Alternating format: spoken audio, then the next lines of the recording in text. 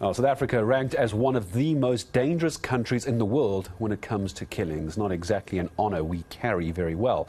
This hour we're hoping to ask people what they feel can be done to make themselves feel safer in their communities. It's a question that usually flares up, is gun control. How do we try and get that under control? Well, to discuss that, joined by CEO of the Inclusive Society Institute. There's Daryl Swanepoel for us this morning. Mr. Swanepoel, good morning. Good to have you on eNCA. Help me understand. Are we really a lawless country? Let's start there. What's your thoughts? Well, I think there's certainly dangers that we're moving towards a lawless society. If one just considers what happened in July of last year in KwaZulu-Natal with the rioting and looting. But I think the problem is that there's a trust deficit between society, between the people and the police community. And I don't think it's a question of constitutional problems with regard to it or a matter of money. It's got to do with the fact that the police services are not using the resources properly. To give you an example, in the 8 years to 2020, the police budget swelled from 58.5 billion to 96.8 billion. But at the same time, the network operations dropped from 40,000 in 2012 to only 859. Wow. So the problem is that policing in the country is not being done effectively. And the combination of that trust deficit, of people being frustrated that policing is not happening and the police not doing their job properly, is leading to vigilantism, people taking the law into their own hands, etc. So we need to work on that problem very quickly to get that right. So if the police ministry got more money from government and they got more boots on the ground, they got more resources, do you think we'd be a much safer society, or do you think we'd still have the same issue? Because we get the sense criminals just don't care about the police anymore. Well, first of all, I think it's far, far broader than just policing. It's the whole criminal justice system. As I just said, I don't think money per se is the problem in the police services. There is enough money, it's not being used properly.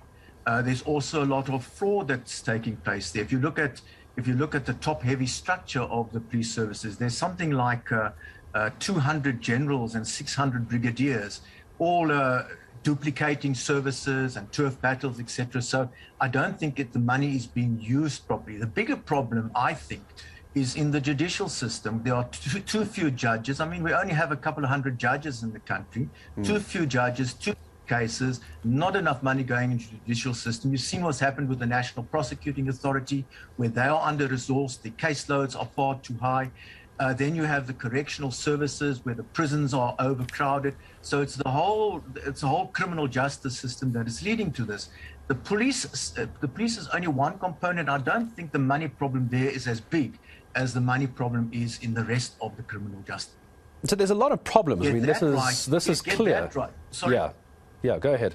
Sorry. Get the funding right, and get the running of the services right, and you will build trust in the community. And you have trust in the community, you will have less of people taking the law into their own hands. But at the moment, it's stacked in the criminals' favor, because chances are that they're not going to be caught. Chances are that they're not going to be prosecuted. Chances are they're not going to go to jail.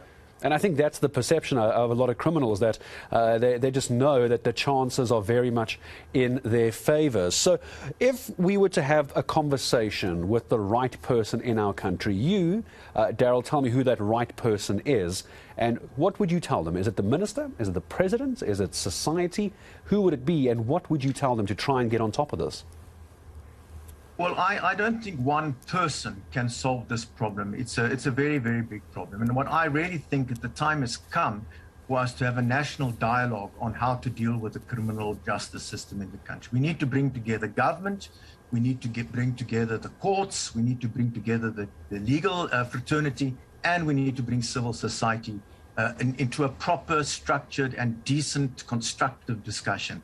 I don't think it helps when civil society people come up and they are frustrated and they are sharing their concerns with the authorities, that the authorities should slap them down and divert it through telling them to be quiet and that sort of stuff. I think we need to move beyond that and start to have a constructive national dialogue amongst all the role players.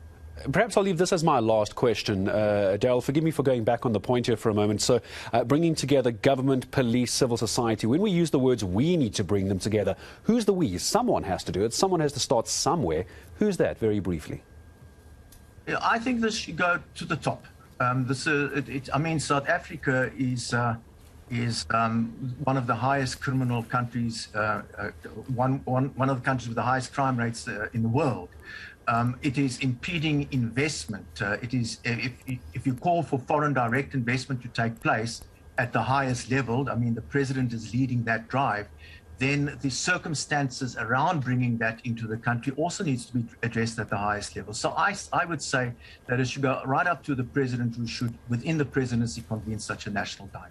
Well, I appreciate your time as always. Daryl Swanepoel, always good to have you on eNCA. From the Inclusive Society Institute, he is the CEO, speaking to us this morning as we keep our focus on lawlessness in South Africa. We all seem to be aware of the problems. How and who gets on top of it for us?